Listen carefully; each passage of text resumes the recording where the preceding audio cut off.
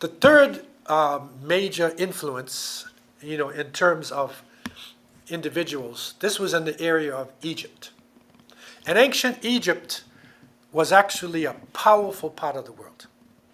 And the Greeks, they said, we got our science, we got our understanding from the Egyptians. And they were dark-skinned people with curly hair. That's what the Greeks were, not racist.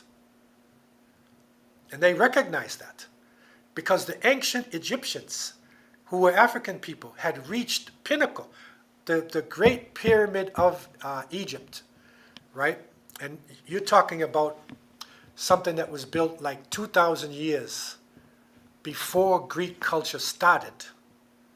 The Great Pyramid was millions of blocks of stone, 2,300,000 blocks of granite. Okay? No cement. The corners of the pyramid are perfect right angles. Talk about math, right? Perfect right angles. The Pythagoras theory, all the different theories of math came out of the Egyptians, and the Greeks admitted it. It's only the racist people now who will try to say math started with the Greeks. Science, philosophy started with the Greeks. Greek culture kicked in, it started functioning around 800 to 600 BC. The Great Pyramid, the first pyramids that were built, was actually 2,600 BC, 2,000 years before Greek culture actually even started functioning. The Egyptians had already built probably one of the greatest structures ever built by human beings. Because up until today, it's still there. What building can last that long? Think about it. If we have a building 100 years old in Canada, it's a national monument.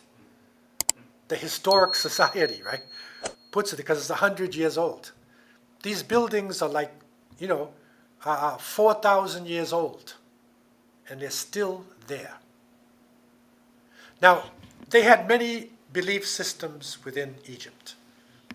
And Allah said clearly in the Quran that He has sent prophets and messengers to every nation and every tribe. And there's a misunderstanding amongst Muslims that Egyptians was only the pharaoh and whatever. There was like hundreds of pharaohs.